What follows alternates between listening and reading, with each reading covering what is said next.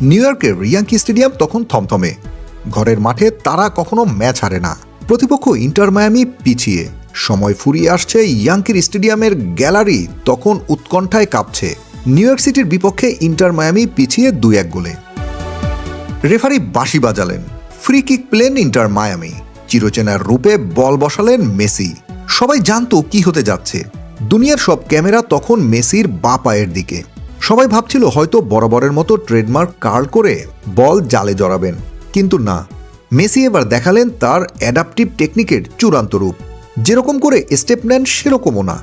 Long range free kick থেকে এক bullet গতির বাঁ পায়ের শট, যা সামান্য ডিফ্লেক্ট হয়ে গোলরক্ষক ম্যাট ফ্রিজকে সম্পূর্ণ বোকা বানিয়ে জড়িয়ে গেল জালে। ম্যাট ফ্রিজ ভাবছিলেন কি হলো, এটা কেমন ফ্রি কিক। এটা ছিল মেসির ক্যারিয়ারের 71তম ডিরেক্ট ফ্রি কিক গোল।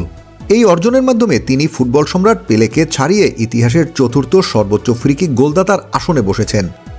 সামনে শুধু এখন ব্রাজিলিয়ান জুনিনহো, ভিক্টর লিগ্রোটাগলি আর মার্সেনিলো কারিওকা। তাদের সমান হতে, তাদের স্পর্শ করতে মেসির আর দরকার মাত্র 60টি ফ্রি কিক গোল। আর একটা ইন্টারেস্টিং বিষয় আপনাদের জানাই, 2008 থেকে 2026 সাল পর্যন্ত টানা 19 ক্যালেন্ডার ইয়ারে অন্তত একটি করে ফ্রি কিক গোল করার অতি মানবীয় রেকর্ডটি এখন শুধুই মেসির দখলে। এসব তো গেল, এবার আসুন আজকের এই ফ্রি কিকটা নিয়ে কথা বলি।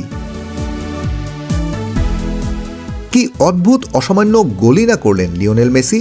38 বছর বয়সেও কিভাবে এত নিখুঁত লক্ষ্যভেদ।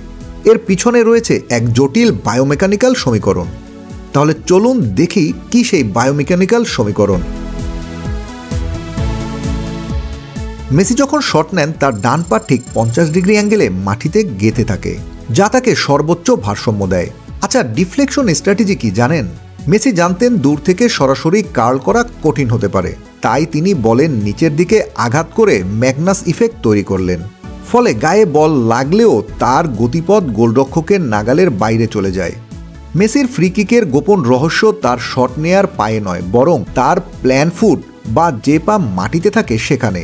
নিউ ইয়র্ক সিটির গোলরক্ষক ম্যাট ফ্রিক্স দেয়াল সাজিয়েছিলেন একদম নিখুঁতভাবে, কিন্তু তিনি জানতেন না ফুটবল ইতিহাসের শ্রেষ্ঠ অ্যালগরিদম তখনও তার বিরুদ্ধে কাজ করছে।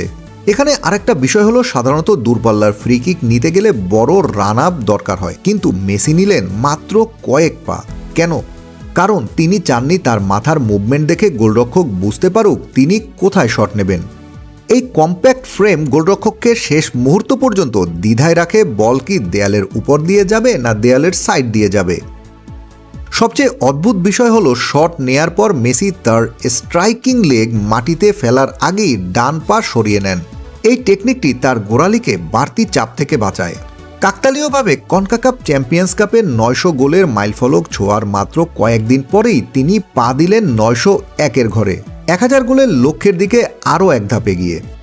তার 901তম গোলটি একটি ফ্রি কিক ছাড়া অন্য কোনো উপায় হওয়া সম্ভব ছিল না।